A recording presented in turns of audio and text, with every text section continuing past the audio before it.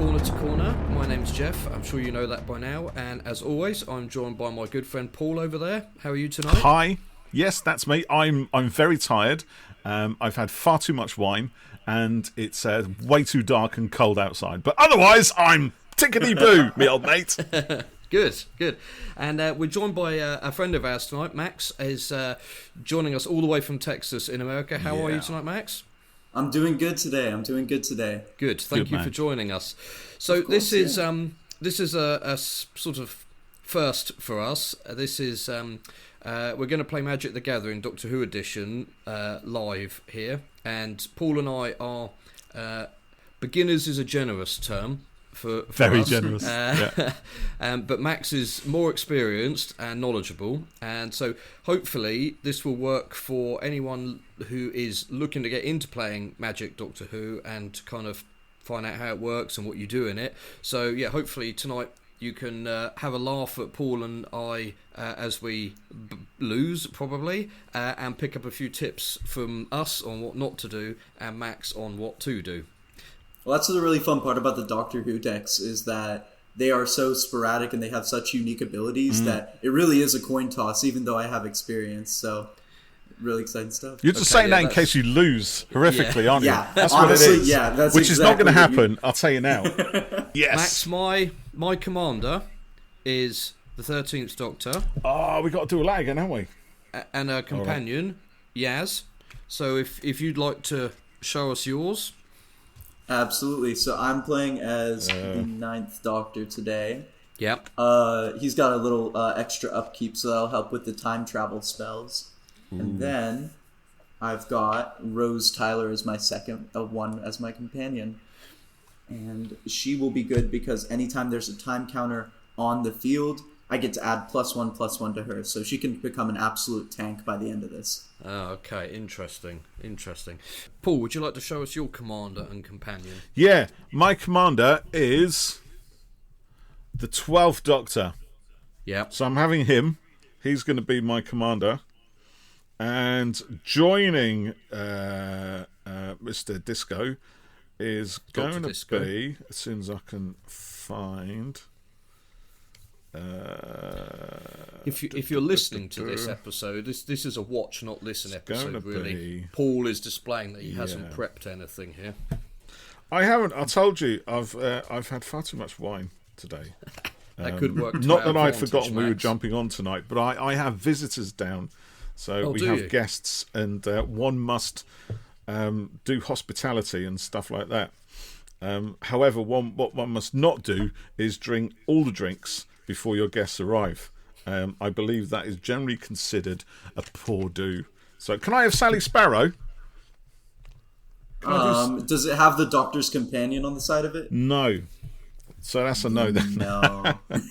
Okay. Anyway, you do yours, Geoff, while I hunt for something appropriate.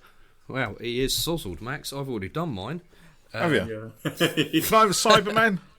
That'd be a good idea, like handles or something. That'd be good. Well, it needs to be a doctor and a normal companion, really. These are all upside down, man. Have you not got a Clara or a Bill? Yeah, hold on. I've got one of them. I've just got back like 3,000 cards to kind of work through whilst I find someone. Zygon Infiltrator. Whilst you do that, I'm going to ask Max. Yeah. So, Max, when you start your turn, what's the first thing you do before you've... So, I know what the routine is on a turn, but on your first turn, when you have nothing on your table, what do you do? Alright, so the first thing you do is you go ahead and you pull 7 cards from your deck. That'll be your hand. 4, 5, 6, and 7. Okay. And you can go ahead and take a look at those. You can probably keep them to yourself just in case. Okay. You're going to want to make sure you have at least a land so you can play that down. Okay. So if you don't like your... Oh, go ahead. Yeah, I was going to say, do you want to explain about doing a mulligan? Yeah, so if you don't like your hand, you can go ahead and you can draw again. You can do that by shuffling your deck and then going ahead and drawing another card. Or no, you put them at the bottom of your deck, rather. Okay. And then you can draw once for free. You can draw 7 cards, but each time after that, you have to go ahead and get rid of one those cards. So if you didn't like them, you get a whole new 7. But if you don't like them after that, you only get 6. Okay, all right, that's fine. And with your commander and companion here, because we're playing the commander mode of the game, do you put those out on your battlefield already, or are you going to bring them out when you want a bit of extra firepower? So basically with the commander, they are in the command zone. So with the command zone, pretty much you can play them at any time if you have the correct mana for it. Okay. So let's say I had a water land, a fire land, and 1 extra mana. I could go ahead and play the Ninth Doctor. Okay. And the cool thing is, if the Ninth Doctor were to die, then he would go back to my command zone. I could play him again just for an additional 2 mana. Okay, that's what I thought. So we'll just explain quickly. So on the card here, on my 13, you can see in the top corner, and on Max's Doctor there's 2 symbols for mana, and then there's a number in a sort of creamy... An additional number. Yeah, so that is any mana, isn't it? So the 13th Doctor, it needs a water and a green mana to cast, and then 1 of anything. Mm-hmm. Exactly. Alrighty. So Paul, who's good? your second companion? Turlo! Oh. Turlo. Ooh. Yes. Because I think he's the only actual companion that I've got, actually, looking at it. I have the Masters of something deck. But I wonder, in the Masters of Evil deck, you could probably do a Missy and a John Sim or something, couldn't you? Don't know. Actually, so with the bad guys, they don't have the option for a second commander. It's not completely unique to Doctor Who, but the mechanic of the Doctor's companion is something that hasn't been seen in a while for Magic. So okay, that's interesting. Yeah. So actually, I'd probably be better off playing an evil character, wouldn't I? Absolutely. Yeah. The one that it recommends is Davros. And Davros, what's cool about him is whenever any of your opponents get 3 damage dealt to them, you get to make a Dalek for each of those. Ooh, that's so you can build up a huge army and just wipe us all out. Nice. Yes, let's do that. Let's do that. There's Davros. I have Mac, Davros. should we explain the plane chase cards as well? Yeah, so plane chase, what we'll probably do is we'll have one of us doing it. So Geoff, you could probably do that. Okay. Basically with plane chase, at any point during your turn, you have the option to roll the planar die, which should have come with your decks. It is this right here. I can't tell if it's popping up. Yeah. So you've got 2 sides. You've got the plane chase die, which means you get to change what plane you're on. Yep. And then you have the chaos ensues die. Yep. And on each plane chase card, there is a chaos ensues option, which can typically either be good or bad for the person that ensues chaos. Okay. And these plane chase, I know that they are something that has been in Magic before, but not for quite a long time. As well, and in the Doctor Who version, they work quite nicely as a sort of the time travel, planet travel function, don't they? Exactly. They've really brought back a lot of stuff from Magic's history with this deck, just because, that makes, of course that would work for Doctor Who. Yeah. So plane chase hasn't been around for ages. I mean, you can even kind of tell based off of the back of the card there, that's an ancient design. Yes. Oh, really? They just haven't had to use it in a while. Yeah, that's cool. Okay, right. So, are we all ready to get going? Yes. Okay. How do we start? What do we do? Okay, over to you, Max. Alrighty. So, for your first turn, typically you're just going to place down a land card. That'll go ahead and be what you use to cast your spells. So for my land, I'm going to actually play a legendary land. Ooh. I'm going to play the Trenzalore Clock Tower. Okay. Ooh. So with that one, it's got a special ability where I could, for every turn, I put a time counter on the Clock Tower, and after I get 12 of those, I am able to draw 7 extra cards. So that'll be a huge game changer if we ever get to that point. What? Oh my goodness! Can I talking of tokens? Can I ask, because we've had these in the box? Can you see that there? Yes, I can. So these are tokens, aren't they? But they've got different, insignias on them. are these just tokens? They're not anything kind of specific, or? Yeah, so those are just counters. You can use them for pretty much whatever.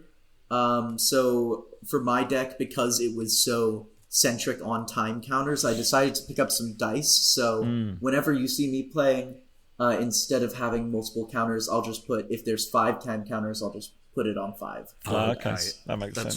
That's a good tip. Okay, that seems like a good idea. Yeah, you got a little box there. Paul, we had some tokens in the March of the Machines box, so we could maybe bring those into here. So we've got some more. Okay, so you put your land down, Max. What would you do next? So currently in my hand, I have nothing that I can play using my 1 land. So at this point, I'm just going to pass my turn. So on to the next person. Okay, so when Paul and I played the other night, we initially... you can't build up a big stack of land or anything. We went crazy. I beat you in 1 turn, and realised I couldn't actually play the card. Yeah. So we kind of had to dial it all back. Wait, what do those numbers mean? What is that? Oh, that's what it is. There wasn't enough mana to cast it, was there? And it was a really powerful card. I can't kill a card. It was.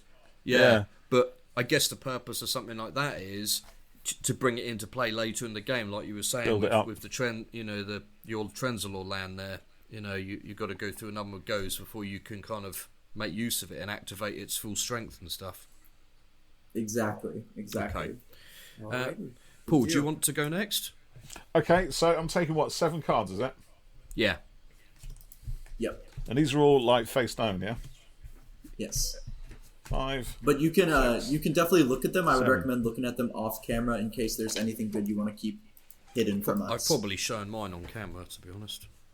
I think you did, but I specifically looked off to the side just to make sure we were playing fair. I believe you. Paul didn't. Paul right, was okay. Yeah. I have my 7 cards. Now, from this then, what kind of thing am I looking for? I'm looking for a land card first off? Absolutely, yeah. So anything that is labeled as a land or a legendary land, you can play during your land. Okay, and if I don't have a land card? I recommend you mulligan, so that would mean you put them at the bottom of your deck and you pull 7 new cards out. Okay, and so I'm doing that then. So let's start again. 1, 2, 3, 4, 5, 6, 7. Okay, let's have a look. So I've got a vehicle, I've got sorcery, I've got an artifact, I've got an enchantment, another enchantment, and another artifact. Still no land card. Do I have to do it again? Maybe shuffle your deck up and then try again. I hate to. One more time, people. Let's shuffle one more it time up. for the people in the back. Right. Okay. So in the cheap seats. I'm going to shuffle a little bit more as well. Hold on, what's that? Probably what's that shouldn't thing? at this point. But... You know what? If we're taking a shuffle break, I may as well. Yeah, go for it. Okay, brilliant. We're off. We're rocking and rolling. I now have a land. What do I do with it? There. So I play that. Do I have to? So put it down. So or can I leave it? I'd recommend playing it because you need land to cast spells. Okay, right. That's a land card. Now that is Shadow Blood Ridge, which has a little picture of TARDIS on it. There's a little 1 there. There's a little return symbol, and it says add 1 skull.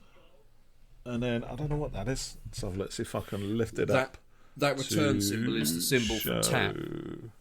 Is it? So when you tap it, you turn it on the side. Get into focus, and actually, can you read that, Max? It's really broken up for me. I'm making it out now. It's quite pixelated, but it says add 1 skull and 1. I believe that's a nuke, or is that a fire? It looks is like that a fire one to me. Yeah, so you get both of those if you play if you play it with 1 additional mana. So you can basically choose what energy you want. Okay, right. And then you'd search through your deck to find that, I guess.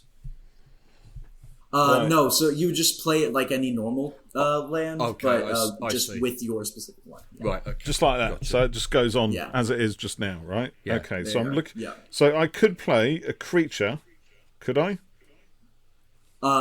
Is it 1 mana? Yes, I believe. Well, the creature is the creature 1 mana. Yes. I do have one with 1 mana, yes. Oh, but it has... It says 1 mana, it must be the skull. Well, I've got the skull in my land card, right? Yep. And it's got a water, which I don't have in my land card. You do not have. So I can't play it. Not yet. Not yet. Okay, right. Okay. Right, let's leave that there. So I've just got to kind of leave that as it is, right? Yeah, so this is kind of what we thought the other night, Paul. You've got to build it up a little bit to start with. Build it. Okay. And then since I played one, I'll take another one off my deck. Into my hand. You do that at the beginning of your next turn. Yeah. Gotcha. Righto. Yeah, great. Okay. Piece of cake. Over to you, Geoff. I'm putting down Exotic Orchard, which is a land. And this says when you tap it, add 1 mana of any colour that a land an opponent controls could produce. So, for example, I could take your... Well, not so much yours there, Paul, because it's kind of a bit random, but whatever you've got, Max, that was beneficial to me. Yeah. Oh. You could do a water type. So if you need an additional. Yeah. Okay, cool. And then I've also got a mountain land, which is just red mana. And I'm just going to put those down. I don't have anything else to add at the minute. I hate to be the bearer of bad news. You're supposed to put down 1 per turn. Oh, okay. One, Geoff. Okay. 1. No, that's good. That's the sort of thing we need to know. So I'm just going to put turn. down my mountain. Alrighty, there we go. Okay. So. Well, we certainly went wrong on that then, Alrighty. Paul. And we'll pretend like we didn't see the other one. Yeah, I saw that. Yes. Yeah. It's gone. Let me just It's gone. wind this video feed back a little bit. Okay, right. So you'll go then, Max. Yes, sir. So I'm going to go ahead and draw a card. And now that I'm looking at what I have, I'm going to play down a Glacial Fortress. However, because, and this is from a 7th Doctor episode, so I'll go ahead and show it off right here. The art in this is basically the main reason why I got it. Is it's fantastic. So we're going to go ahead and enter this, but because I don't control a plains or an island, I have to play it tapped, which means I cannot use it this turn. Which means, unfortunately, I am still unable to play anything, so I will pass it along. So let me ask as well, when you put a creature out, you have to effectively tap it first time as Summoning Sickness, don't you? You can't play it immediately, is that right? Yes, exactly. So it can block, but it cannot attack upon its first turn. Okay. And when you do that, you will have to tap your cards as well, kind of like using energy. Yeah. Okay. So, and I will go ahead, before I end my turn, I will tap this one so I can put a time counter on it. Yes, don't forget that. Yeah. So there would be. Okay. There would be. All right, that's my turn. Right. Okay. Right. So I'm gonna draw one. So I've now got 7 again, and I'm just going to refocus. Okay. So I've already played a land card, so I don't need to play another land card, right? Unless I have one. I would recommend, so you draw another card, and if there is another land card, great, because that's how you would potentially draw your spells in the future. But if not, then... I literally don't. So is it an idea to have, like... so for the early goes, the early rounds, is it a good idea to play land cards to kind of stack them up as much as possible? Yeah. Basically, you're going to want to stack as many lands as possible so you can play as many creatures and stuff as possible. Okay. So I have none. So, I mean, what's the best thing to do here then? Again, just mulligan the whole thing? So you can't mulligan after the first turn. Oh, okay. But, so I guess you're just going to have to sit out and wait for your next turn. That's the cruelty of Magic. But that's weird, though, because... So how do I get 7? So I'm only allowed seven cards in my hand, right? Yeah. So how do I get another card into my deck? Do I kind of just let one go at random, or what do I do? You should be, for the sake of presentation, if you wanted to just pull another land card just so we can keep it going. I'm cool with breaking the rules just a tad. No, it's fine. But I just wondered.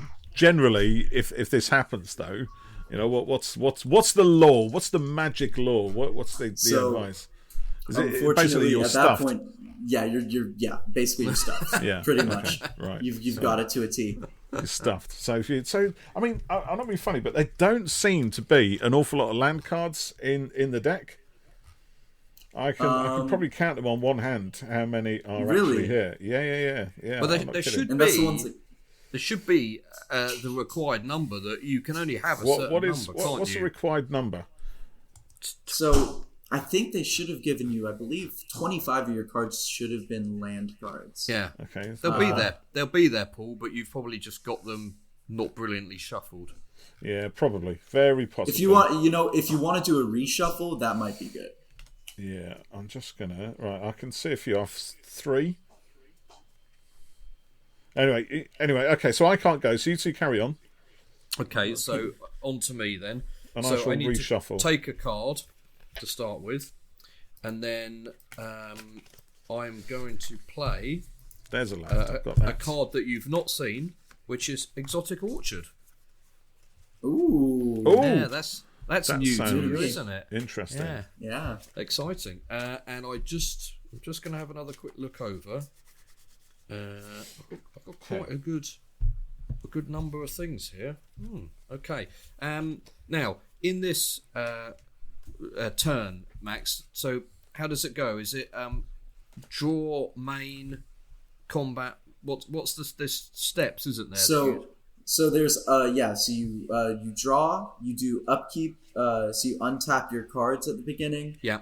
And then there's a couple of different like sorceries and stuff you can play prior to your combat turn. Whenever you have a creature out, you can go ahead and attack using that creature during the attack phase. But if you don't have anything to attack, you pretty much just skip that. And then certain cards will have something on it that says during your end step do this, and that would be after your combat. Okay. So at this point, having drawn and placed my land, could I do in the sorcery spell stage one of the plane chase cards and put us somewhere?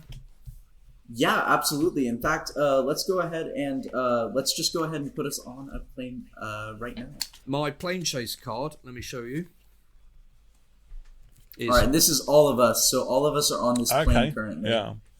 So this is where the battle is taking place. Yeah, in the Viking village. We've been taken there. The besieged Viking village. All creatures have boast, and then it's got 1. Put a +1/+1 counter on this creature. Activate only if that creature attacked this turn and only once on each turn. So none of us have any creatures out yet, do we? So not Max, yet. We do not. What does boast do? So pretty much boast adds a drawback to an activated ability. So we can only activate the ability after the creature with the ability attacks. So that is pretty limiting. But because did it say that whenever it enters the battlefield, all the creatures on the battlefield would get boast? Yeah, all creatures. It says all creatures have boast, and then it's got 1 in the little creamy dot, and then put a +1 counter on this creature, and it activate only if that creature attacked in this turn and only once per turn.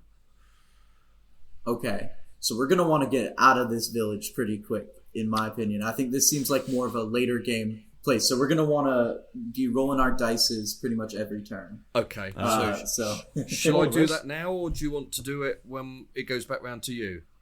Honestly, I would give it a go since only 2 of the sides actually have anything on it. So very well could be that we get. Yep, nothing. We got nothing. So we are stuck on this plane for now. Okay. All right, that's going to be the end of my turn then. So back round to you, Max. Good deal. Oh, and I needed to. Did I need to tap this when it went down? Does it say when it enters the battlefield it needs to tap? No. All right, then you're good to go. Okay. Alrighty. So I'm going to go ahead and draw a card, or I need to untap as well and do upkeep, which means I need to add a time counter here to Trenzalore Clock Tower. And I'm going to go ahead and play... I'm going to tap both of these cards here. Ooh. And I'm going to play down a Mind Stone. What? Has this cool handles? Side of my head. Yeah, it's handles.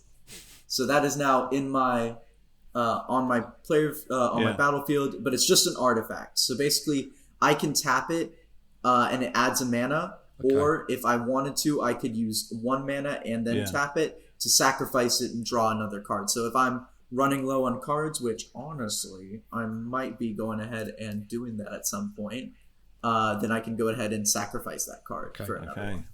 That's good. Whoa. Right. Okay. My go. Right. Yes, sir. Okay. So I was check 1, 2, 3, 4, 5, 6, 7. Yeah. I've got 7. Strangely, something seemed to appear in my hand, which is an ominous cemetery, which is a land card. Ooh, way! We made it. Which is amazing. Hey! So we're getting somewhere. So that now, let me just lift that up so we can see. I'm just trying to figure it out. That looks cool. Yeah, that does look cool. Hold on. That's a weeping angel on it. Yeah. There we go. So it says if you tap it, is that a skull one? Is that one of the black mana? It's a good question. Is it a diamond shape? It's it is a diamond shape, yeah. So all right, so that's going to be white. There we are. Yeah, I'll get it. There we go. And if you wanted to, at any point, you could exile that card, and then a target. Is it a target creature from an opponent? Is that what it says? It shuffles into their board. Because my phone is actually back to front to the way it's like trying to drive forward in reverse.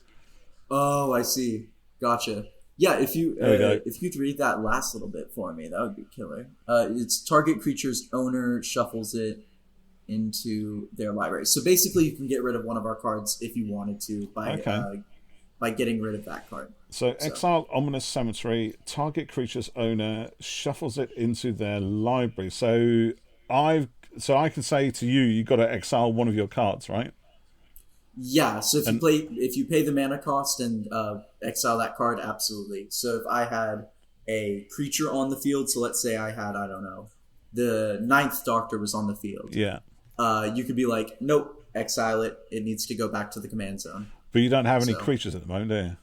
No, I do not. So I would recommend keeping that for mana purposes, so you can cast some spells on us. So keep it in my deck. Do you think?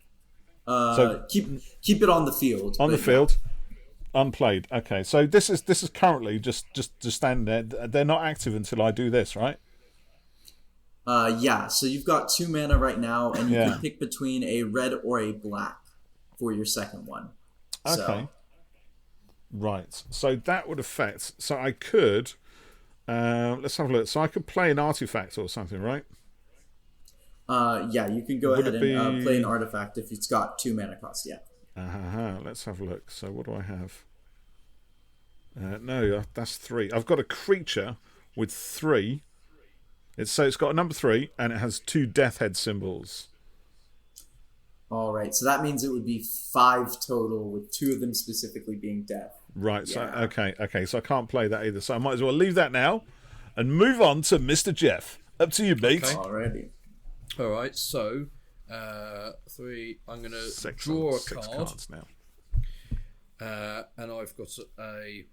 That's quite good. So Max, how many cards can you put down in this stage?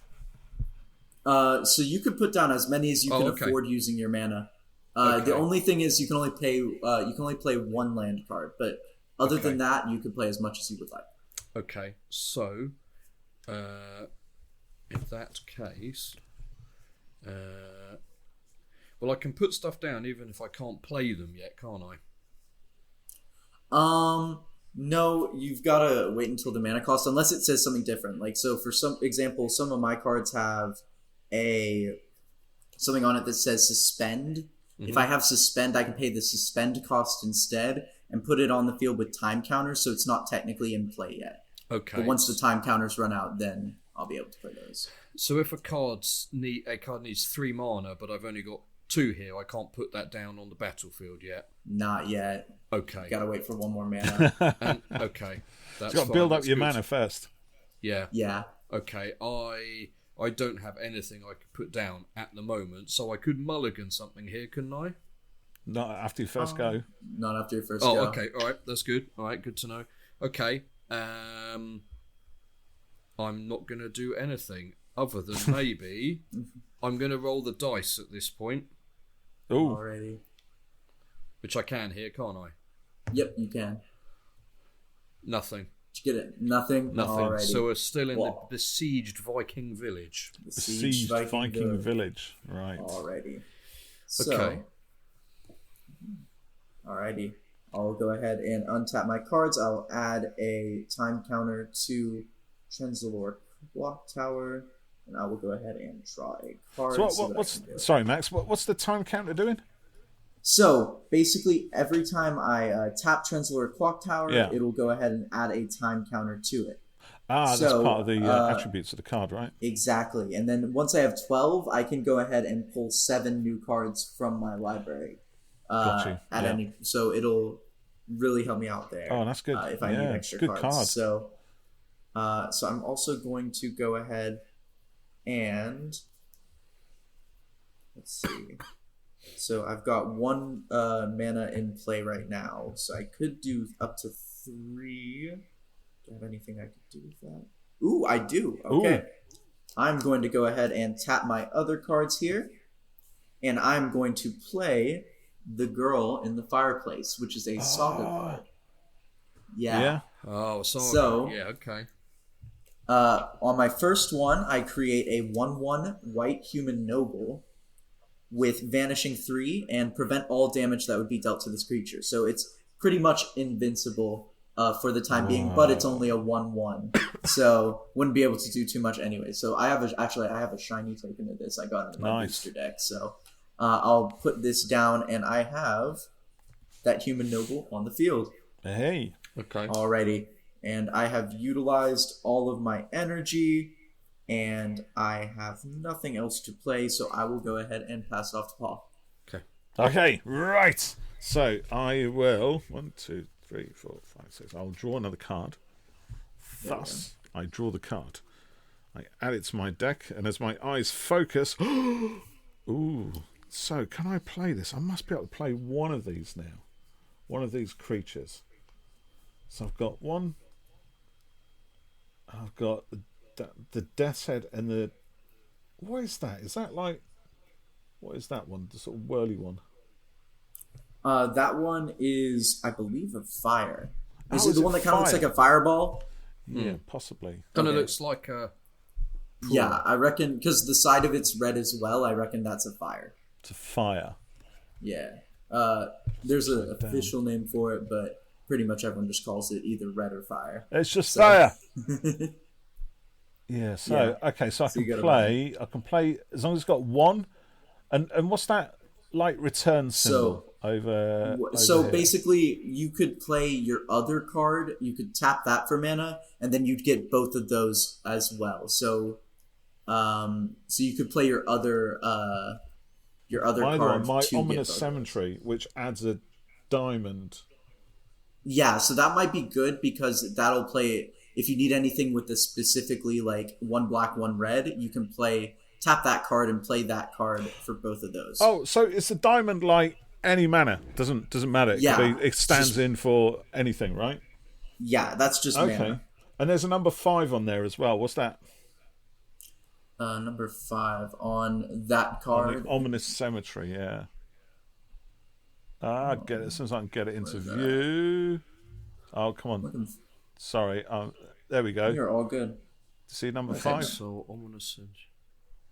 Oh, so that's how you would exile it to do the target creature. Right. Thing. So, so if you had 5 mana, you could play that, exile one of our creatures. Oh, okay. So I need 5 mana to play that particular move. Yes. Got you. Yeah, right, some of them have got a couple of different moves on a card. I'll tell you what, I'm telling you. Remember, there's a lot going on here, man. It is a little at first, but then as soon as you play a couple games, then you relatively get into the swing of things. It becomes like second nature for you. Yeah, like riding a bike. Yeah, see how long it took me to ride a bike. I'm seriously wishing I had that Chianti now. Right. If Ryan Sinclair can do it, we all can. Yes, indeed.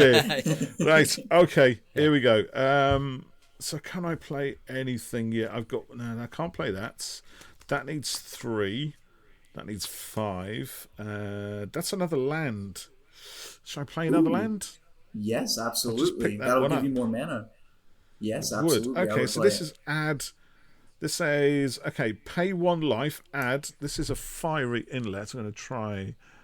Look at that. Lovely foilness. Ooh. Hold on. So you can tap it for either one of those. So you can either do a water or a fire. Yeah, okay. And if you have one that you play with that when you tap, you can sacrifice that card and draw another card. Sorry, start again. So for the first one, it basically could be either a water or a fire, depending on what you need. Okay. And then for the second ability, you would pay another mana fee, so you would tap one of your other lands, and then tap that card, and you can sacrifice Fiery Inlet to draw a new card. So I'd put it in a graveyard or whatever it is, right? Exactly. Okay. Yeah, so I wouldn't recommend that at this current moment, just because we're all trying to still kind of build up our mana. But I could add it to my battleground, right? Yes, absolutely. So now you've got more mana. So now you've got 3 mana that you could play. I do 1, 2, 3, right? And I've got specifically, I've got the death, the fire, and I've got a water or another fire, right? Yes. Okay, yes, you've got a death and a fire. Starting to make sense. Okay, so if I do that, and do I do this all on the same go, or do I have to wait a turn or something? No, once the lands can be played at any time. Okay. Right. It's just the creatures that have that kind of the wait period, the buffer period. Okay, so I could play my Ensnared by the Mara. Wait. Which is two. Hold on. 2 fire mana, as far as I can tell. All right. It says 2 fire mana, and then it has the 2 next to it. So that's actually 4. It's actually 4. Okay, yes, so I can't play it quite yet, because I've only got 3. Not yet. You get 1 more land, and I think, one more land, and you'll be in the clear though. Okay, so let's see, because that looks like quite a good card actually. I might have just shot my bolt with that one. Oh, that's all right. That's all right. Okay, but I could play. I just want to get some villains in the game. You want to get fighting? I could play So I could play a Weeping Angel, which has a number 1, and it has a water sign, and it also has the death sign, because that's what Weeping Angels do, right? Yeah. So I can play that. Yes. Okay, so that's 1, 2, 3. Okay. Now this says Flash, First Strike, Vigilance. Whenever an opponent casts a creature spell, Weeping Angel isn't a creature until end of turn. If Weeping Angel would deal combat damage to a creature, prevent that damage, and that creature's owner shuffles it into their library. That sounds exciting, doesn't it? Yeah. So Geoff is horrified right now. Look at his face. He's shock horror. It's terrifying. Right. Okay. So if you attack one of our creatures, other than the one that's like human that will prevent all damage, but if you attack one of our other creatures, if it were to take damage that turn, or if it were to die that turn, you would instead shuffle it into your library. Ooh. So pretty much like the Weeping Angel, instead of actually killing your creature, it'll send it back in time or back into your deck. That's good, isn't it?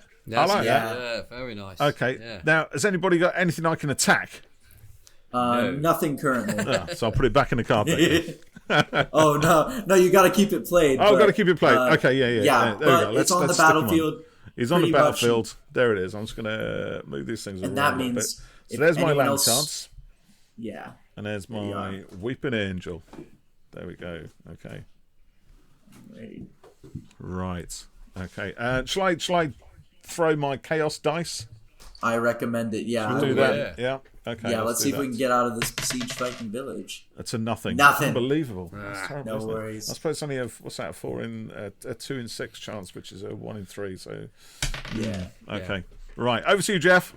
Okay. So, I've got 7 cards here, but I can't play any of them. So you're as stuffed as I was when I accidentally sniffled out a land card from my reshuffle. I reckon I'm about to join y'all on that too, because currently I am looking. They do seem quite rare. I have found a few more actually, but they do make up a quarter of the deck. But if they're not, no, they don't. That means 25 cards in here should be land cards. I think there's about 6. No, it won't be, Paul. They're just not shuffled well. Same as mine. When we played the other night and we didn't get any land cards, I looked at them again the next day and I was like, oh, no wonder I didn't get any. They were all in the bottom. Yeah, there's part. 2 together there actually. Oh, there's 3. So Max, what would you recommend I do here? My exotic orchard card, when it's tapped, it says add 1 mana of any colour that a land an opponent controls could produce. So Paul, I remember you've got have you got a fire there? Yes. My Shadow Blood Ridge is a fire. If I tap that, it would. So that could be a fire, yeah. Yeah. So you can use that, can you? You're stealing my mana. No, I still couldn't do anything with it. I need. The least I need is a green and an extra mana to be able to do a Thijarian Witness. So, what I could do. Well, Max, is there anything I could do in my hand at the moment? It's pretty useless right now. If you can't afford it with the mana, then it's just playing the waiting game pretty much. Okay. Eventually, with what the hope is, you'll pull either another land to add to your mana, or you'll pull something that's a bit weaker so you can get something onto the field. Okay. But you can't play anything at the moment, though, can you? No. So I can't. So if you can't play anything, you can't pull anything. Oh, you can pull a card, but... Oh, can he? Yeah, he can still pull a card at the beginning of his turn. I think the max hand size is 8. So. Okay. Oh, that's good to know. So, my next card is a double-sided one. Oh, that's a token card, so that doesn't... that actually needs to be put to the side. You only play that card if another card says it. So, like, for example, Girl in the Fireplace create a 1/1 white human noble creature token. So that's why I went ahead and put that into play. Okay, I did wonder about that. Okay. So this one, for example, one side is an Ice Warrior, they just called it Alien Warrior, and the other side is Token Artifact Food, and when you tap it and use 2 mana, you sacrifice it, but you gain 3 life, so it would build your hit points up again. There'll be a couple cards in your deck where it says create a food token, and that's when you would put that into play. Yeah. Okay, all right. So I'm going to take another card then to give me 8. And I still can't do anything with this. This is an artifact. Oh. No. So what? I can't really do much now, can I? Yeah, pretty much. You're just playing the waiting game. Okay. Just as an aside. Sorry, Geoff, go on. I'll tell you in a minute. Can I exile any cards to free up my hand or? Unless it says it in the directions of a card. So, like, if you were like, oh, there's a land card that says you can exile it to draw a new card.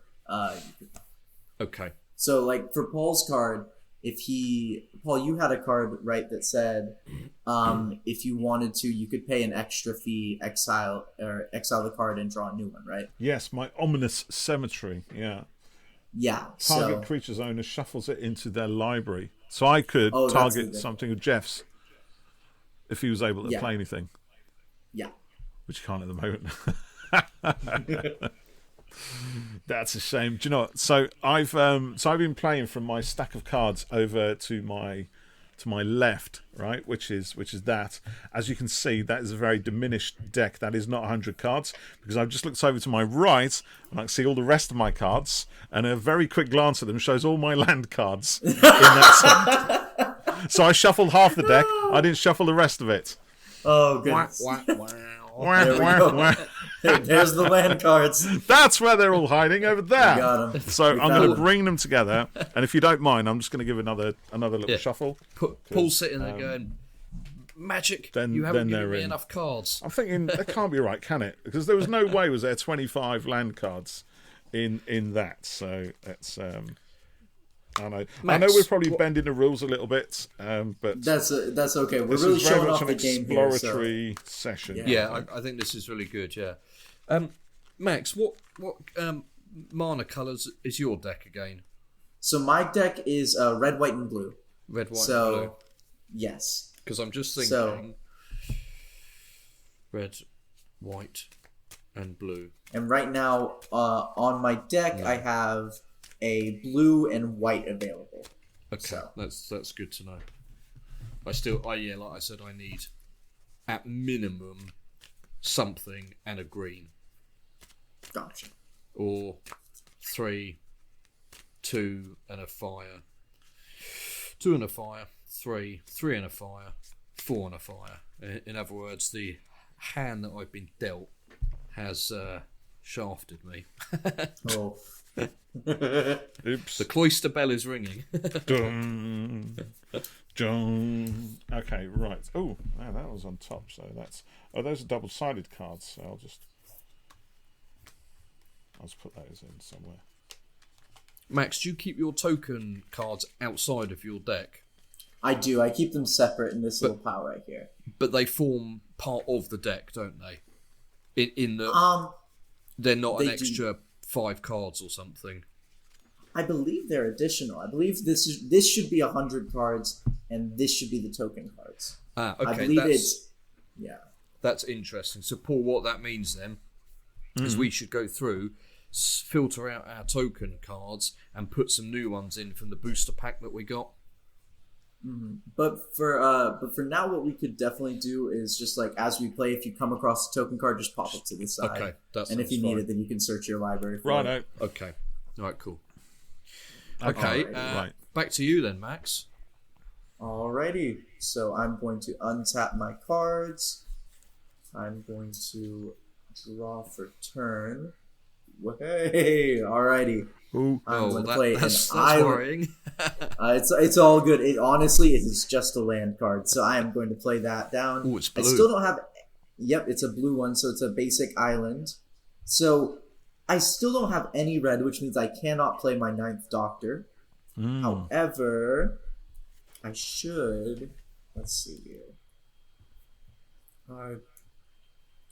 I think I would like to play. Gonna tap 2 here. And I'm going to play Rose Tyler and put her onto the battlefield. So, there's Rose Tyler. And she will get 1/1 for each time counter on it. So there's currently a time, and with Bad Wolf, whenever she attacks, it puts a time counter on it for each suspended card I own.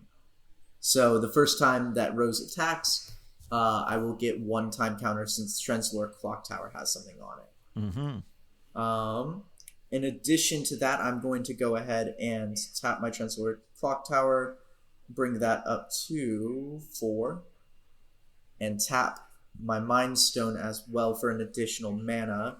And I'm going to play the Thought Vessel, which is Professor Yana's Watch. I'm going to play that down, which means I have no maximum hand size, so whenever this plays and I add 7 cards to my library, I'll be able to still have them all. And if I wanted to, I can tap it and I can add an additional mana. So my mana's getting pretty built up over here. Yeah. But I only have 1 that I can play right now. I have nothing that can work with that. So I am pretty much good to go. So I'll go ahead and pass it on. Okay, so what's actually in play there now then? What have we got? So, the Ninth Doctor's still in my command zone. This is out here. Yeah. Currently, these are my lands right here. So I've got 1, 2, 3 land. Then these are my artifacts. So I've got the Thought Vessel and the Mind Stone here. These are my creatures in play. I forgot to play My Girl in the Fireplace card. Good thing I was looking around for it. I appreciate the reminder. Alrighty, so I've got these 2 here. And I've got my Saga card here. So this is vanishing 3, which means in 3 turns it's going to vanish. So that has gone down to 2 now. So in 2 turns, this card's going to vanish. I can create a 2/2 white horse creature token. With doctors you control have horsemanship. So, whenever the Doctor gets onto the field, he will be able to ride a horse. That's cool. There you go. Alrighty, there we go. There's my little horse. There's your little horse. It's Arthur from The Girl in the Fireplace. Yes, it is. Yeah. Right. Okay. So, Okay, so let's have a look at what I got. So I need to draw another card. So I've got 1, 2, 3, 4. Oh no, I must have played 2 cards last time, didn't I? So there's another one, and there's another. So now I've got 6. And I've just drawn 2 artifacts. Each one has. Now, one of these artifacts is a Talisman of Dominance, which says I can add, and it has a little diamond mana shape, so presumably that adds an extra mana piece to my deck. That's my battleground. And it says also I can add water or death. Talisman of Dominance deals 1 damage to me. 1 damage to you, to me, presumably. Yep. That's a symbol of an Ood's translator. Ooh, that's a good one. Yeah, and how much does it cost you to play? 2 mana at the top, top, right? You've got 2 mana on your field. Yeah. I would recommend going ahead and playing that. Okay, so I pop it on. Yep, and then I have to tap it, right? So I turn it that way. It doesn't have to be tapped, but you are going to have to tap the land that it costs you to play it. Right. So you're going to tap those first 2. These 2 here. This one? Yep. And this one. I'll move that one over. Yep. Because it costs 1 extra to tap your card, but that one adds 2. So, we made it. We made it. We're on. We're rocking and rolling. Yeah, because that adds a skull, and it needs a skull, and this just adds the diamond. There's a diamond there. Okay. Yep. So, but this says this deals 1 damage to me, right? That's if you wanted it to be one of your. If you want it to be a fire or a water instead of just a basic mana. Right. So I suppose if you wanted to change the card into a specific mana to be able to use it for a specific card, you'd have to take a hit point. That's right, isn't it, Max? Yeah. Okay. Yeah. Right. Exactly. So what's okay? So I'm struggling a minute. So what is actually going on here then? So now you've got. Basically next turn. Sorry, there's cats everywhere. So if you hear any meows in the background, there's about 4 of them roaming around this place. So if you have next time you start your turn, you will have 4 mana you can play.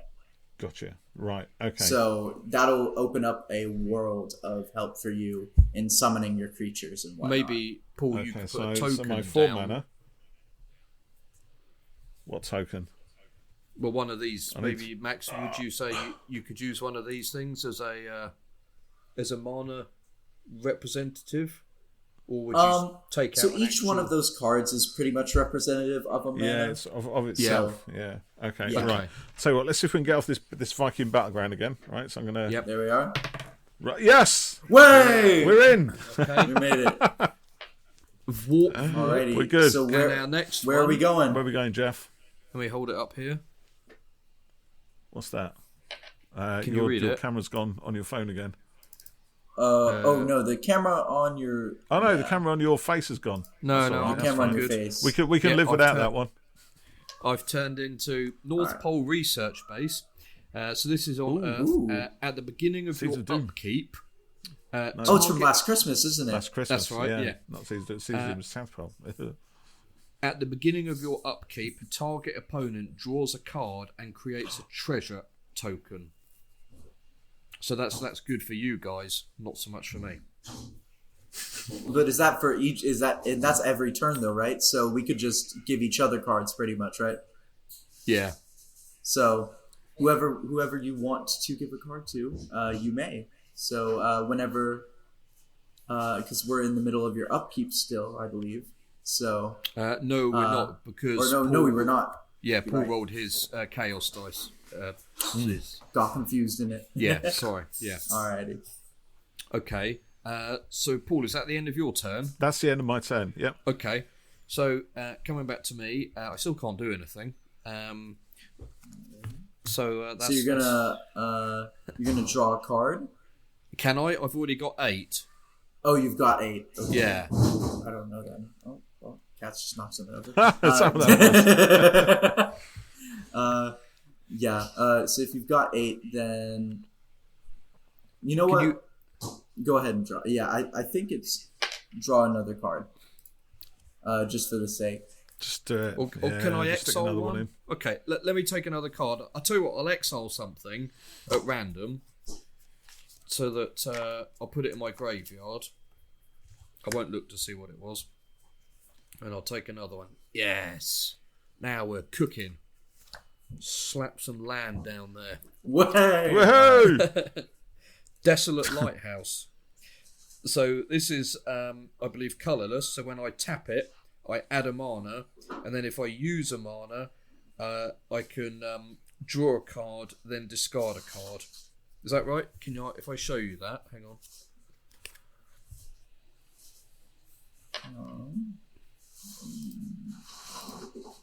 So it is if you play that card, and then it looks like a water type as well. So it'll be 2 cards and then a tap, and you can discard that. You can keep that land, and then you can discard a card from your hand and add a new card. So that's super helpful for you. That's really good. Yeah. Okay, so I can't do that yet because my Exotic Orchard card says this on it. Mm-hmm. Can you see that? Add 1 mana. Add 1 mana in any color. But it has to come from an opponent. So Paul, you've got water, for example. I do. Yes. So can I play that now, Max? I've drawn and done my upkeep. Yep. So you can take a water type from him. Okay. Play your other land down, and then tap, and then you can discard a card from your hand and draw a new card. Okay. So I'm turning this into a water. I'm tapping. Max is literally playing for the 3 of us right now. I realise. It is all good. I'm tapping. We must seem like complete noobs, Max. Honestly. Oh, it is no worries at all. Everyone starts somewhere. And I'm going to discard a card and draw a card. Yes, smashing. Okay. Killer. So me turning Exotic Orchard into one of Paul's water, does that affect Paul in any way, or is it just a theoretical thing? It doesn't affect Paul, and also at the beginning of your next turn, it turns back into Exotic Orchard, so you can use it for another mana type. Oh, fantastic. So you can change it every single time. Oh, okay. That's good. Okay, so I leave everything tapped. I could roll the dice again, couldn't I? Yep, you could. Yeah. Well, in fact, we should have actioned the Plane Chase card. So at the beginning of your upkeep, target opponent draws a card and creates a treasure token. So I guess that means, well, I pick one of you guys, so I'll pick you, Max, because you'll know what to do. So you take a card from your deck and create a treasure token with it, I guess. Alrighty. There we go. Yeah, so I have a treasure token right here. So was that one of your, separate piles? The double-sided ones, yeah. Okay, alright, cool. Yeah, it's one of your double-sided ones. So I will add a treasure token. And basically, this is kind of a temporary mana card. Yeah. So only once it's disposable, but you can tap it to add a mana of any color. Okay. All right, that's good. All right, brilliant. I'm happy there. So there you go. Back round to you, Max. Alrighty. So I will go ahead and untap everything here. So I have currently got 1, 2, 3, 4, 5 potential mana opportunities. And I will go ahead and draw a card. Great, still don't have any fire types at all, so I'm pretty much doomed. But I can, whenever a creature you control deals damage, combat damage to a player this turn, I can time travel. So I do have someone I could play. I want to first tap some cards, so I'm going to go ahead and I'm going to add one here and then tap that, tap this one, and one of my ones here. And I'm going to play another Saga card, the 11th Hour. Ooh. So this one has some cool little art on it of Amy and them. So I can, so for my first Saga token, I can search my library for a Doctor card, reveal it, then put it into my hand, and then I shuffle my deck again. So let's check for a Doctor card. Do I have anything that I can use? And it's got to be the first one that I see, so... Let's see. Whilst you do that, I'm just going to say, Paul, once this gets going, it starts to get really exciting, doesn't it? Once you get past that initial thing of, I haven't got enough land. It does. And you start to then, you get another one or two and then start to discover, actually, this card means I can do this and, do that. It starts to really get going, doesn't it? And Max, I guess when you play with your friends, who are well versed in this, the beginning stages kind of rattle along pretty quickly whilst you just chat and just get your cards out, and you're not having to stop and explain to Egypts like us. You can say yes. So those initial ones, they are relatively quick. Yeah. And then you can kind of get into the meat and potatoes of it all. But the best game is one where everyone is kind of building up their decks at a similar rate. So this is poor Paul over here. He's had a real rotter with the land cards. So that's that's that. But so ironically, for the 11th hour, the first Doctor card I found was the 11th Doctor. So that goes into my hand, and then I shuffle the rest of my deck. Other than that, I will be going into combat, so I'll shuffle after that. Okay. So I will attack this turn. So I'm going to attack with Rose Tyler. Yes. And does anyone have any blockers at all? You might have to define a blocker. Any camera back into focus. Any creatures in play. Basically, if you have a creature in play and it has a bigger damage, so like let's say you had a creature who's had 3/3 in that corner there, it would knock out my Rose Tyler and it would send her back to the command zone. But if you don't have a blocker, then you yourself take 2 damage. So who do I want to attack? Well, it's not going to be me because I've only got lands. It has to be me then. So you have to attack my alien angel, right? Yes, but did I put a creature onto the deck this turn? No, I did not. So I think I can just go ahead and attack your angel. What's your angel at? So my angel says, whenever an opponent casts a creature spell, Weeping Angel isn't a creature until end of turn. If Weeping Angel would deal combat damage to a creature, prevent that damage, and that creature's owner shuffles it into their library. Oh, well. So does that mean you've got to stick your card back into your library that you just try to attack me with? Yeah. So what's your the 2 numbers? Is it 2 and 2? Yeah. Okay, so I knocked your. So I get. So the good news is your angel is gone. So your angel's in your graveyard now. The bad news is... How's that good news? That's not good news for me. It's good news for you. Me. It's fantastic news for me. But the bad news is you have done the same thing. You've done a similar thing to Rose Tyler. Because now, during this next shuffle period, and I don't think I can put it back in my command zone. I think I just have to shuffle it in. So you've just put me 1 commander down.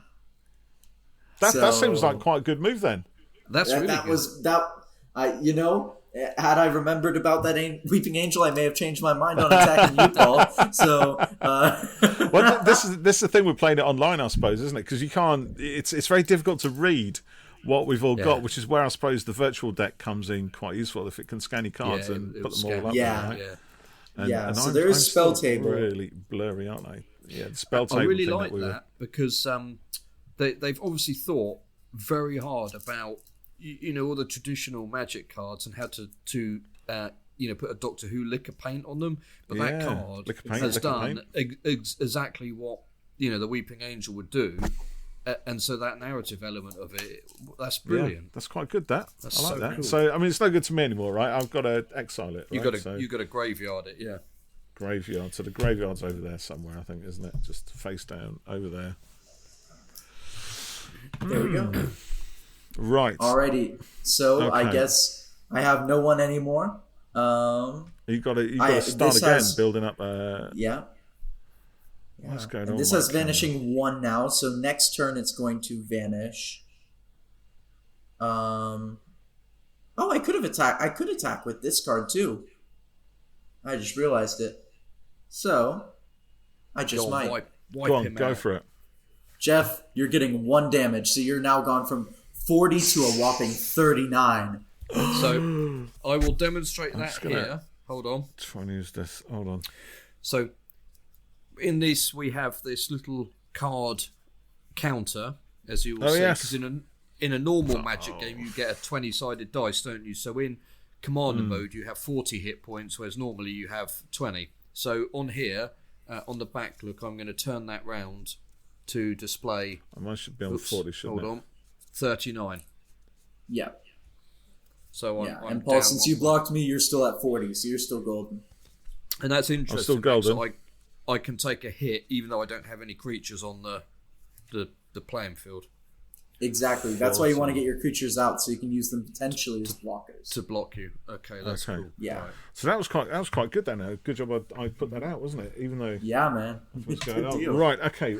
Where's my hand gone? It's on the end of your wrist. Ha! I have it. Right, so let me just say I've got 7. 1, 2, 3, 4, 5, 6. Let's pick up another one. Okay. Okay, so what tell us about artifacts then. So what is it? Because I know you played one earlier, didn't you, Max? Yeah, so an artifact is pretty much it's not a creature, you can't attack it, it's just something that you can use in your field. So for example, my Thought Vessel is an artifact, and it means that I have no maximum hand size and I can play it like mana. Okay, all right, that sounds interesting. So I'm gonna put on my background actually the card I just picked up, which is a Commander's Sphere. So that looks quite exciting to me. So I can add 1 mana of any colour in my Commander's colour. What's that, library? Yeah. So your commander, any of the mana that they have, you can play that color. So my commander is Davros, and they have, and so this is at the top, right? These things there. Looks like you have all three of the colors that are in your deck. Yeah, so I'm wondering if I should play this guy. Should I play this bad boy now? Should I bring him into the game? Let's see here. Wheel him so in. you have. Oh, don't forget to untap your lands. So yes. you've got. Okay. So untap that way. So you've got a red, a black, and then another black there, and then. Then you just played that artifact, right? Yes, that has any color. This one. So you currently have. And then is that one also give you a mana, the Ood Sphere? Yeah. So okay. So this adds one of anything, or add one. So it adds one of anything, and does that mean it also adds? So there we go. That's the full. Is that in focus? Yeah. So it's either you get a neutral mana or you get red or blue and you take a life. Yeah. Okay. So let's leave it on the neutral, because I don't take a life yet. And I can add one of any colour in my commander's colour identity, which, as we said, is... Well, what is it, actually? So he's got 3 there. He's got the water, the death, and the mountain, the fire. Yeah, so you could play... In the corner you could play right? you could play one of any of those. So currently, you've got 1, 2, 3, 4, and then he costs 3, so you would need a black, a red, and a blue. Do you have all of those? So this one gives me a blue, right? So if I untap it, right? Is that untapped or tapped? I don't know. That's tapped there. So that's in play, right? Yep. Okay. This one gives me a red. A red and a black, right? A red and a black, yeah. Cool. So you've got a blue, a red, and a black, so all you've got to do... And you said that one had all 3 and then only 1 additional mana? Hold on. Or for Davros? For Davros, yes. So I need 3. No, I need 1. Yes. Yeah, 1, 2, 3, and then 1 additional mana. Which comes from this guy, right? That can come from one of your artifacts, actually. Yes, it can come from the Commander Sphere. There you are. And So Davros goes in. Yep. And what does he do? So he's in play. So you have to wait to attack with him, but you can attack with him your next turn. Okay, so do I untap him that way? You would have. He's got to go in like that first. He's got a summoning sickness. Summoning sickness, basically right? means, So I've got to. So I can put him on the battlefield. He can't do much yet, and then I've got to kind of. I guess I've got to leave that there then, haven't I? And hand across to Geoff. But my hand is looking pretty astonishing now as Davros rolls into view. Yeah. Alongside Ood Spheres and other stuff. Okay. So into the North Pole base. Untap to start with. And then I'm going to play a new land card, which is Sheltered Thicket from Robot of Sherwood. Oh! That's nice. And this says, Sheltered Thicket enters the battlefield tapped, and it adds a fire or tree. And then the next bit says cycling for 2 mana. Discard this card and draw a card. So I guess if I wanted to get rid of this and try getting a new card, I'd spend 2 mana and use that. So I'm going to put that down there, and then let me just have a look. So I'm going to use this as green. Desolate Lighthouse is anything because it's got the colourless symbol on it. I've got a fire, and I've got this is a water. So I've got fire, water, tree, and then whatever else I want that to be, I guess. So I am going to put in Madame Vastra, who is, if you can see, 2 mana, a tree, and a water. So I've got that. Is that right, Max? Yep. So I put her down. So she's summoning sickness. And can I put down an artifact or anything like that at the moment? So have you already... Yeah, have you tapped the mana for your Vastra? No. So all of this is now tapped, so presumably that means I can't put anything else down, is that right? Yep, so you're done for the your turn. So don't forget, you guys, one of you needs to draw a card and create a treasure token based on the North Pole research base. Shoot. So I'm going to do that to you this time, Paul. Okay, so when it's my go, is it? No, it's now, isn't it, I think, Max? It's now. Okay, that's what we've got to do. So you draw a card, and then you place a treasure token down. If you need to search your library for one of those, it's one of those double-sided ones we were talking about. Okay, so I draw a card from top of my deck. Is that right? Yep. Put it into my hand. Yep. And then... typically, you'd have your tokens off to the side. Yeah, yes. For now, just for the sake of ease, if you want to just put a token down, we'll just remember that's your treasure token. I mean, I have a bunch of them over here somewhere. So these things right here. So I've just pulled in Dalek / Cyberman. All right, so it's going to have to say treasure on it. If you don't have one, then just playing a counter would work for you. Okay, so does he go on my battleground? The treasure token does, but the card you just drew, it just is in your hand, so you'll still have to pay the summoning cost. Right. Okay. So Dalek goes up there.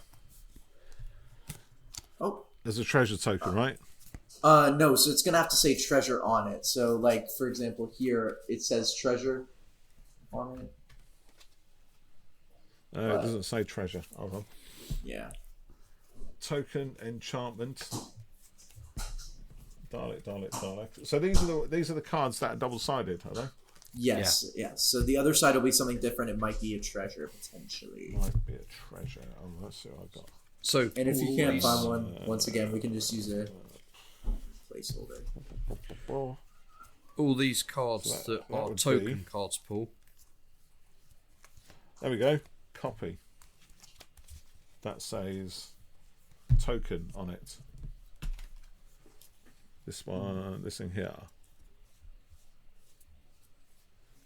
This token can be used to represent a copy of something else. All right, yeah, that'll be fine. Okay, that'll just be your treasure. And that just goes up here somewhere, right? Yeah, so at any point you can sacrifice that artifact and add 1 mana of any color to a spell, but it's a temporary one. So once you tap it, you get rid of it. Okay, so it's quite useful if I need 1 extra mana for something, right? Exactly. Okay, right. So you'll go now, Max, right? Yep. Gotcha. Or did you finish your turn, Geoff? No, sorry, I didn't Geoff. actually. No. He's got more up his sleeve. Whilst you've been doing that, I've just taken out my token card, so that's 10 cards there. So I need to put another 10 back into my main deck, don't I?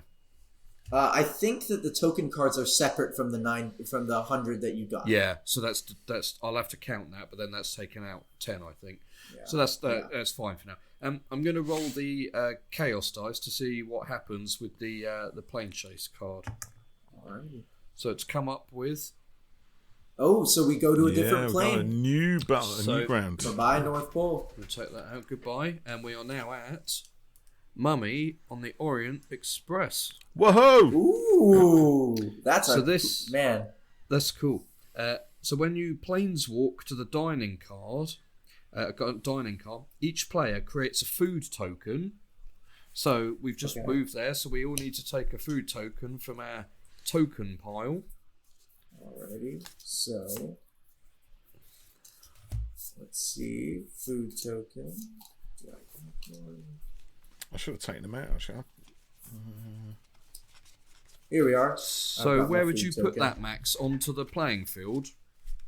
I would put it onto the battlefield, but I would put it next to any other artifacts you may have. So, for example, I've got my Mind Stone, Thought Vessel, Treasure, and Food Token, all that. So kind of separate them into like the creatures and the thing. Yeah. Okay, and then the other bit on this, 66 seconds at the beginning of your upkeep, presumably me, sacrifice a creature with the least toughness amongst the creatures you control, then investigate. So obviously you get rid of one of them. What's the investigate? Is that take a card from the deck, or you create a clue token, and that clue token you can sacrifice for I think a mana. Okay. Yeah, you have 2 mana. You sacrifice that artifact, and you can draw a new card.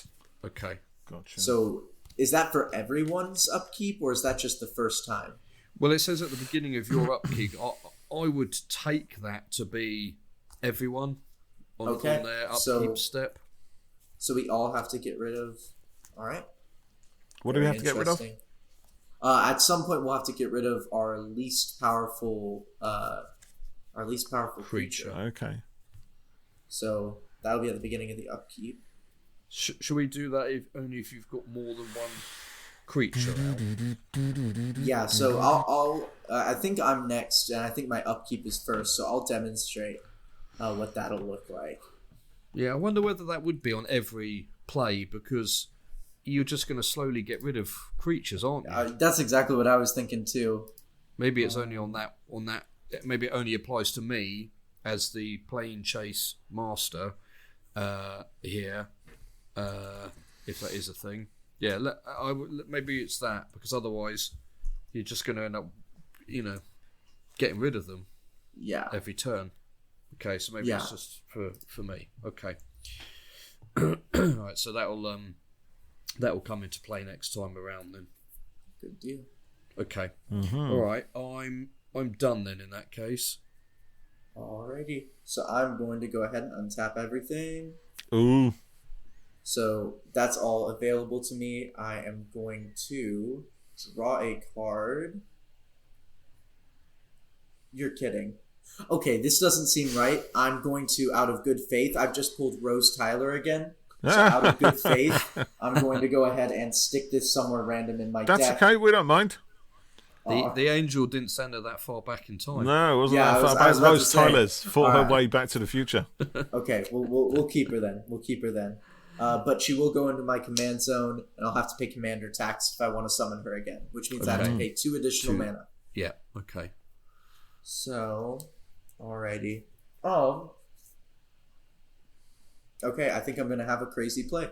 Go for it. Come on, this is what we want now. We're building up to something. Alrighty, let me just make sure I'm reading everything correct. So that's going to be. I have to play my saga cards. So Human Noble goes away. Bye bye. She's gone. Bye. See you later. And then I create a token that's a copy of a target creature, except it's a legendary alien named Prisoner Zero. Oh. So, does anyone have any creature? You have a Madame Vastra, don't you? I do. All right, I think I want that. So I'm going to go ahead and put this down. So this is Madame Vastra. So that's a 3/3. Oh, that's where the copy comes in. Yes. So I'm a 3/3 Madame. I have a 3/3 Madame Vastra on my side. It's got all the same stuff as yours does. Okay. Yeah, except it's Prisoner Zero. So, oh wait, no, I'm sorry. I was reading the wrong one. That's not for a long time. Ooh, I've got it. Oh my goodness! He's getting too excited too early. I was getting a little stir crazy. So. This one says, whenever a creature you control deals combat damage to a player this turn, I get to time travel.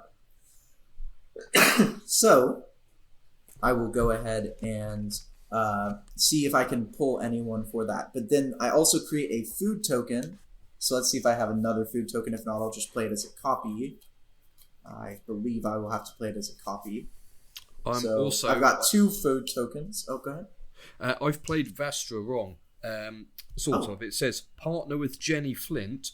When this creature enters the battlefield, target player may put Jenny Flint into their hand from their library, then shuffle.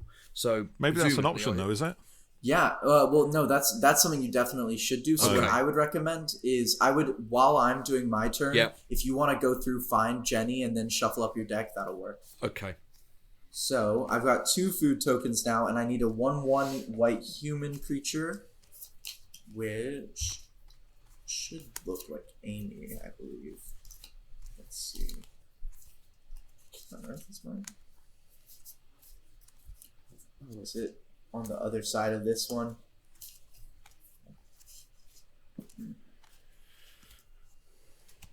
Where on earth is my human gone? How interesting. Alrighty. Well, in that case, since I cannot somehow I've lost my human, I will go ahead and just play a copy card, and that'll represent that card. All you have to remember is it's 1/1, and it says that doctor spells I cast cost 1 less to cast. So that means that I can cast both of my doctors potentially under the same one. So let's see here. What can I do?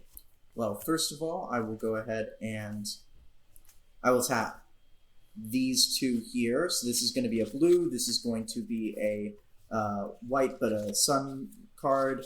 And I'm going to play the 11th Doctor from my hand. Ooh. So whenever I deal damage with the 11th Doctor, I may exile a card from my hand with a number of time counters on it equal to its mana value, which means that basically after the time counters run out, then I will be able to go ahead and play that card without paying any sort of fee. Then, I believe, if I'm not mistaken, I'm going to sacrifice my treasure token to add 1 red mana. So this is gone. Bye-bye. And I'm going to tap a blue card here to get the 9th Doctor onto the field as well. So we've got a multi-Doctor story going on now. 9 and 11, team up. Whenever the Doctor becomes untapped during my untap step, I get an additional upkeep.